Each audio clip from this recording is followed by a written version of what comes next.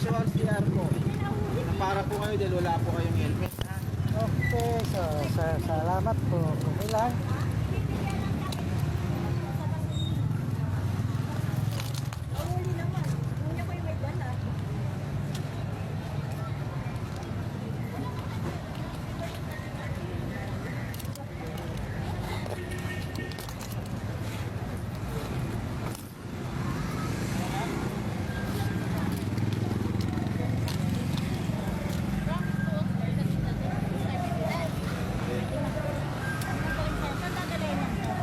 Founding po yan. Tikita ba yan?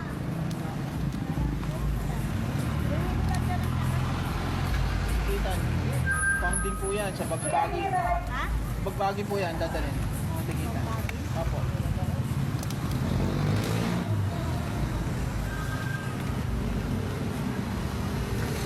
Wala kayong bago nito, tay? Wala pa sir, kaya hindi pa nabibigay, hindi pa tapos kasi. Kasi pag natapos kong hulugan, yun nagbibigay daw nila. Naman ito, sir. Foundable to. Oo nga sir, asikaso ko pa sir sa... Violation nyo is no helmet.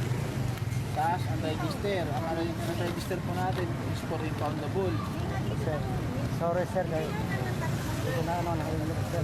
May helmet naman ako sir, hindi ko nadala. Wala ka ng helmet. May dala ka bang helmet dyan? Wala nga. Nagbibili na sana ako isda. Sir. Bili na sana ako isda sir.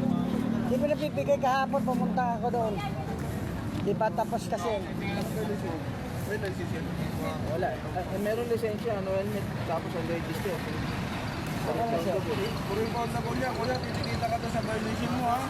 So, sir, hindi pa kasi nabigay yung original sir. Kaya Kaya po, hulugan wala ko ka pa. pang helmet. Sorry sir, ngayon lang ako din nag-helmet. Baba Kasi, ko muna kayo. hindi. Sa ano lang yun? Sa ano ko yun? Sa lisensya. Hindi po. Oo. So, sir, Violation nyo, dalawa, sir. Ha? No helmet, tapos unregister. kaya ano ko nga, papuntahan ko nga Baba ito. po muna kayo, baba po muna kayo. Ha? Baba po muna kayo. Titikita po kayo sa violation nyo.